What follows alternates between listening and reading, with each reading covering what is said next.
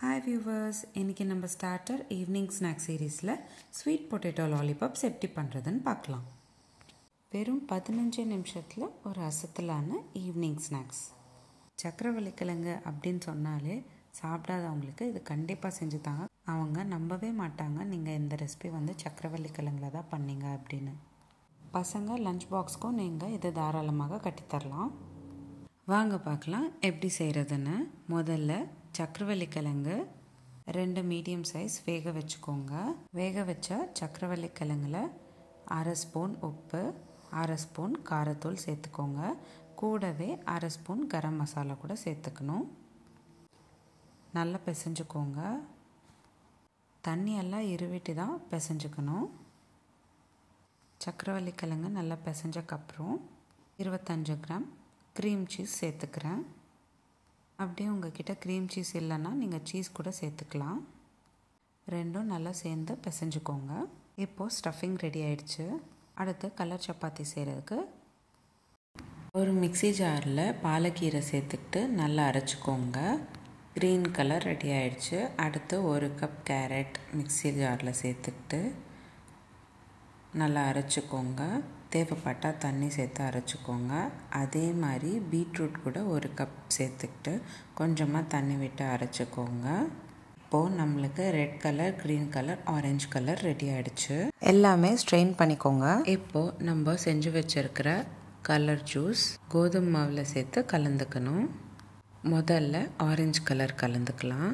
அதுக்கு நம்ம செஞ்சு வச்சுருக்கிற கேரட் ஜூஸ் கொஞ்சம் கொஞ்சமாக சேர்த்து பிசைஞ்சுக்கோங்க. நான் தண்ணி பதிலாக இந்த கலர் ஜூஸ் சேர்த்துக்கிட்டு பிசைஞ்சுக்கிறேன். இன்னொரு பவுலில் கொஞ்சமாக கோதுமை மாவு சேர்த்துக்கிட்டு அடுத்து க்ரீன் கலர் சேர்த்துக்கிட்டும் அதே மாதிரி கலந்துக்கணும். தண்ணி சேர்த்துக்காமல் கலந்துக்கோங்க. அடுத்து இன்னொரு பவுலில் கொஞ்சமாக கோதுமை மாவு சேர்த்துக்கிட்டு பீட்ரூட் ஜூஸ் சேர்த்துக்கிட்டு பிசைஞ்சுக்கோங்க. இதே மாதிரி மஞ்சள் சேர்த்துக்கிட்டும் பிசைஞ்சு வச்சுக்கோங்க. ஒன்று ப்ளெயினாகவும் செஞ்சு வச்சுக்கோங்க. இப்போது red colour, orange colour, yellow colour, green colour, cream கலர்னு 5 கலர் ரெடி ஆயிடுச்சு. இப்போது சின்ன சின்னதாக சப்பாத்தி செஞ்சுக்கோங்க எல்லா கலர்லேயும். இப்போது இந்த சின்ன சின்ன சப்பாத்திஸில் தான் நம்ம ஸ்டஃபிங்கை சேர்க்க போகிறோம். 1/2 ஸ்பூன் அளவுக்கு நம்ம செஞ்சு வச்சுருக்கிற ஸ்வீட் பொட்டேட்டோ ஸ்டஃபிங் சேர்த்துக்கோங்க. நான் இந்த வீடியோவில் காமிக்கிற மாதிரி ஃபோல்ட் பண்ணிக்கோங்க. ஒரு கலர் சப்பாத்தியில் ஸ்வீட் பொட்டேட்டோ ஸ்டஃபிங் சேர்த்துக்கிட்டு மடிச்சுட்டு அதுக்கு மேலே இன்னொரு கலர் சப்பாத்தி நம்ம கவர் பண்ணணும். நம்ம கவர் பண்ணுற முன்னாடி 2வது கலர் சப்பாத்தியில் இந்த வீடியோவில் காமிக்கிற மாதிரி கத்தி வச்சு கட் பண்ணிக்கோங்க. கட் பண்ணக்கப்புறம் சப்பாத்தி இப்படி தான் இருக்கும். இப்போது நம்ம ஸ்டஃப் பண்ணி வச்சுருக்கிற சப்பாத்தி மேலே 2வது சப்பாத்தி, அதாவது கட் பண்ணி வச்சுருக்கிற சப்பாத்தியை இந்த மாதிரி ஃபோல்ட் பண்ணி எல்லா பக்கமும் நல்லா க்ளோஸ் பண்ணிக்கோங்க. இப்போ 2 பக்கமும் ஓப்பனாக இருக்கும் இல்லையா, அதையும் நீங்கள் இந்த மாதிரி ப்ரெஸ் பண்ணிக்கிட்டு லைட்டாக க்ளோஸ் பண்ணிக்கோங்க. எக்ஸஸாக இருக்கிறத ரிமூவ் பண்ணிக்கோங்க. இதே மாதிரி இன்னொரு பக்கமும் நீங்கள் க்ளோஸ் பண்ணிக்கணும். எக்ஸஸாக இருக்கிறது இதே மாதிரி நீங்கள் எடுத்து விட்டுட்டிங்கன்னா நல்லா க்ளோஸ் பண்ண முடியும்.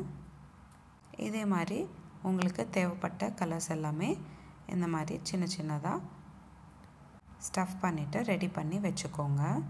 நான் அடுத்து க்ரீன் கலர் பேஸாக எடுத்து அதில் ஸ்டஃபிங் சேர்த்துட்டு க்ளோஸ் பண்ணுறேன். க்ளோஸ் பண்ணக்கப்புறம் ரெட் கலர் சப்பாத்தி நான் 2வது சப்பாத்தியை எடுத்து அதே மாதிரி கட் பண்ணிக்கிறேன். முடிஞ்ச அளவுக்கு சப்பாத்தி நடுவில் கட் பண்ணிக்கோங்க. அப்போ தான் நம்ம க்ளோஸ் பண்ணுறதுக்கு அழகாக வரும். முதல்ல ஒரு கலர் சப்பாத்தி ரோல் பண்ணிங்கன்னா மேலே வர சப்பாத்தி வேறு கலரில் இருந்தால் தான் பார்க்குறதுக்கு அழகாக இருக்கும். நீங்கள் ஒரே ஒரு சப்பாத்தி மட்டும் பேஸாக வச்சுட்டு அதில் ஸ்டஃப் பண்ணி கூட நீங்கள் செய்யலாம். ஆனால் நான் இன்றைக்கி வீடியோவில் ஒரு சப்பாத்தி மேலே இன்னொரு சப்பாத்தி சேர்த்து நான் ஸ்டஃப் பண்ணிவிட்டு உங்களுக்கு வீடியோவில் காமிக்கிறேன். இதே மாதிரி எல்லா கலர்லேயும் நான் செஞ்சு வச்சுருக்கேன். இன்றைக்கி சப்பாத்தி சைஸில் 40% அளவுக்கு நீங்கள் ஸ்டஃபிங் வந்து சேர்த்திங்கன்னா இந்த மாதிரி எக்ஸஸாக வராமல் அழகாக க்ளோஸ் பண்ணிக்கலாம். சப்பாத்தி சைஸில் பாதி சேர்த்தா கூட ஸ்டஃப் வெளியில் வரும்.